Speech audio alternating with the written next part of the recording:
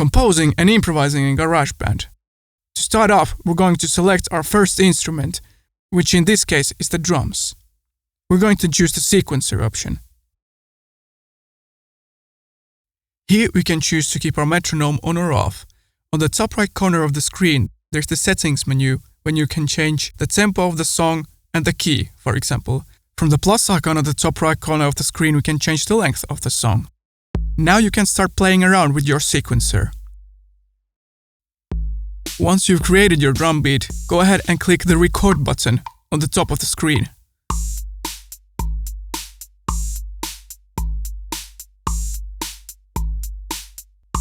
Once you've finished recording, click the multi-track view button on the toolbar.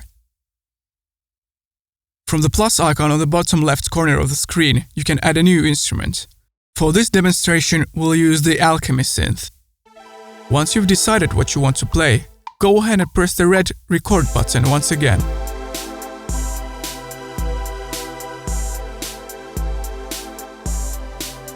Once you're finished recording, go ahead and go back to the multi-track view.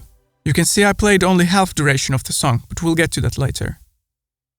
Now click the mix window from the toolbar menu and choose the track settings.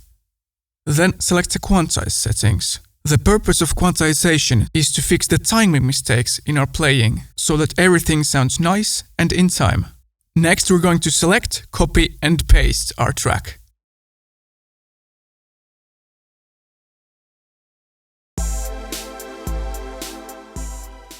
You can also edit individual notes if you feel like changing your chord, for example. To do this, select your track and then select Edit. Now you can change your note to whichever note you would like. Now, by pressing the plus icon on the bottom left corner of the screen, we're going to add our third instrument, which in this case is the bass. We're going to choose the Smart Bass feature. Feel free to try out your bass. When you feel like you're ready, go ahead and record your bass line.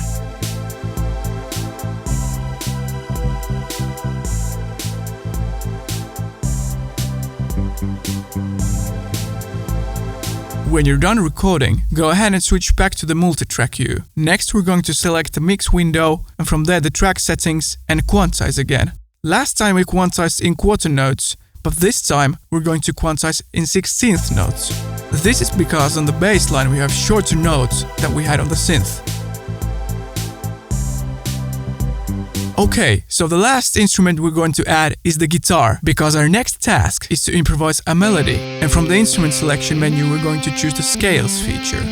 Next we're going to choose the scale that we're going to play in. Using a pentatonic scale is recommended here, because it is an easy starting point. Now it's time to improvise. When you're feeling like it, go ahead and press the record button.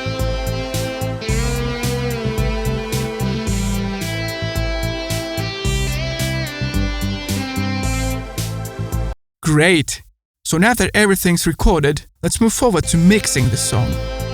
By swiping from the left, you can access the volume panel. From here, you can adjust the volume of the tracks individually. To further mix the tracks, select the mix window from the toolbar on the top of the screen. Try around and see what you can accomplish with the different features.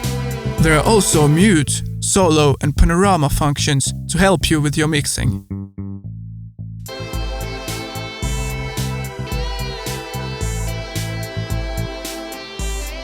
You can also adjust the equalization and the compression of your tracks individually. There are reverb and delay functions as well, which are located in the bottom of this window. All of these features affect the sound of your tracks, so try around and see which settings please your ears the most. Next up, we're going to take a look at the Master Effects features. In the Effects window, you can play around and have fun with various different effects tools.